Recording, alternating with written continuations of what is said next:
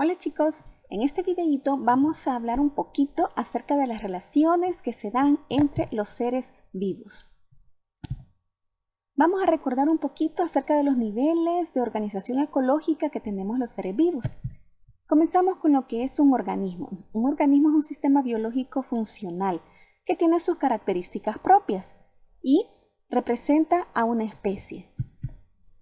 Las poblaciones es el conjunto de individuos que pertenecen a esa misma especie que se encuentran en un lugar determinado. Las comunidades es el conjunto de poblaciones que ocupan un lugar específico.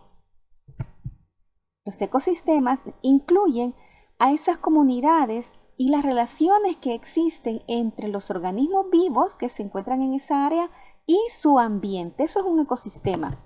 Y luego tenemos la biosfera, que es el conjunto de todos los ecosistemas naturales que existen en la Tierra.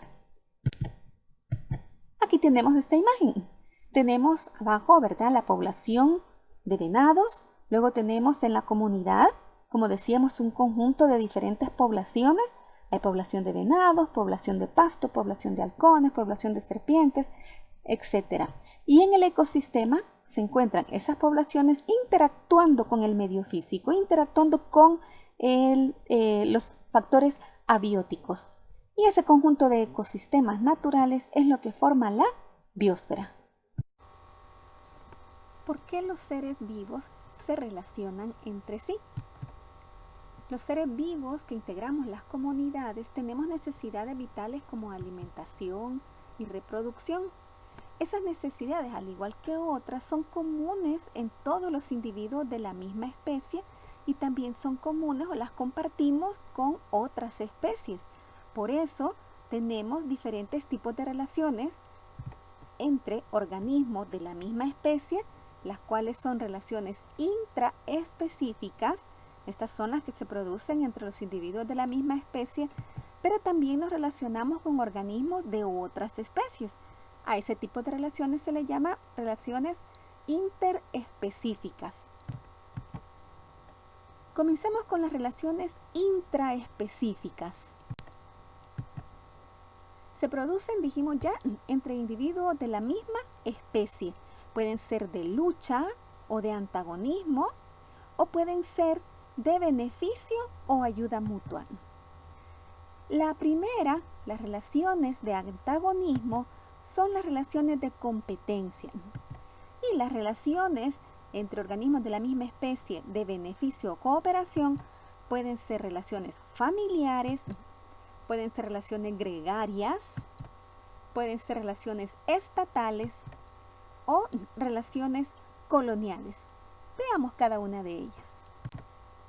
De antagonismo. Cuando algún elemento vital como la luz, el agua, el alimento o el mismo territorio no existe en cantidad suficiente para satisfacer las necesidades de todos, entonces comienza una lucha, es decir, que comienza una competencia. ¿Por qué podemos competir los organismos de la misma especie? Por alimento, por territorialidad. En este último, también ahí se incluye por reproducción. Cada especie utiliza señales específicas como olores, colores, sonidos. Por ejemplo, tenemos acá, ¿verdad?, dos alces en competencia. Lo más probable es por reproducción. También tenemos acá unos tiburones martillo que pueden andar juntos pero competir por el alimento. Las relaciones de ayuda o cooperación. ¿Cuáles son estas? Decíamos, las relaciones familiares. Las relaciones familiares se establecen por reproducción o para cuidado de la prole, es decir, de los descendientes. Y existen varios tipos. Tenemos las relaciones parentales monógamas, aquella relación en que un macho tiene una hembra o una hembra tiene un macho y viven juntos con sus crías. Están las parentales polígamas, cuando un macho puede tener varias hembras con sus crías, o una hembra puede tener varios machos y sus crías. Las matriarcales es aquella en que solo anda la hembra con sus crías. Veamos, esas relaciones familiares. Decíamos que están las monógamas. Aquí tenemos el ejemplo. Ya es conocido, ¿verdad?, las relaciones monógamas que existen en los pingüinos. Tenemos las relaciones polígamas, es decir, un macho con varias hembras o una hembra con varios machos. Tenemos las relaciones matriarcales, aquellas en que anda, decíamos, la hembra con sus crías. Los elefantes suelen tener este tipo de relación. A veces en las manadas andan las hembras, andan las madres, las abuelas, las hijas. El macho solo se acerca para reproducirse. Otra relación de ayuda o cooperación. Ya vimos las familiares. Ahora veamos las relaciones gregarias, es decir, las relaciones en las cuales ellos se unen en grupos. El grupo es un conjunto de individuos de la misma especie que desarrolla actividades comunes y tienen comportamientos semejantes. Las ventajas de una relación gregaria son, por ejemplo, que se pueden defender ante el ataque de un depredador, la defensa contra las inclemencias del tiempo, la mayor facilidad para procurar o conseguir el alimento y también favorece la reproducción. Ahí tenemos, ¿verdad?, varios pingüinos juntos en una relación gregaria, se unen para protegerse. Y aquí tenemos también algunos leones marinos. Otro tipo de relación de ayuda o de cooperación, las relaciones estatales, que son aquellas que forman sociedades. La sociedad de esa especie está integrada por un conjunto de individuos que se comunican entre sí por medio de diversos estímulos, entre los cuales existe una especialización de tareas y una jerarquía social. Los casos de organización social más elevados están dados por las hormigas, las abejas y las avispas. Tenemos allí un panal y aquí tenemos unos hormigueros gigantes. Ellos, ¿verdad?, tienen un tipo de relación estatal, tienen jerarquía, tienen una reina, tienen unos soldados, tienen unos obreros, etc. Otro tipo de relación de ayuda o de cooperación son las relaciones coloniales. La población de individuos se asocia de manera extrema, de forma que llegan a formar una unidad, es decir, como un organismo común. También puede haber una división de trabajo o simplemente una unión defensiva. Es el caso de los corales o pólipos. Aquí tenemos algunos ejemplos de ese tipo de relación en que forman colonias. El que mencionábamos de los corales marinos o pólipos son esas como ramitas que vemos allí rojitas. Al observarlos con una lupa podemos observar unos pequeños orificios. Adentro están los pólipos. Ellos se unen y entre todos comienzan a fabricar esa ramita rojita donde van a poder vivir. Es un tipo de relación colonial. Veamos ahora las relaciones interespecíficas. Decíamos que es la que se da entre los individuos de especies diferentes que forman un ecosistema y forman la comunidad o biocenosis, que pueden ser muy diferentes. Por ejemplo, tenemos unas relaciones que son beneficiosas para las dos especies, más. Pero también hay relaciones que son perjudiciales para las dos. Tenemos relaciones que son beneficiosas para una, perjudicial para la otra, y beneficiosas para una e indiferente para la otra. El mutualismo. Este es un tipo de relación en el que las dos especies se benefician. No es una unión íntima, sino una asociación. Por ejemplo, el musgo con los árboles, las abejas y las flores que ayudan a la polinización y a la dispersión de las semillas. También existe un mutualismo a veces entre pájaros desparasitadores de grandes herbívoros. ¿Se han fijado ustedes en las gaviotas llamadas garrapateras que están cerca donde están las vacas, los bueyes en el campo? Es una relación de mutualismo.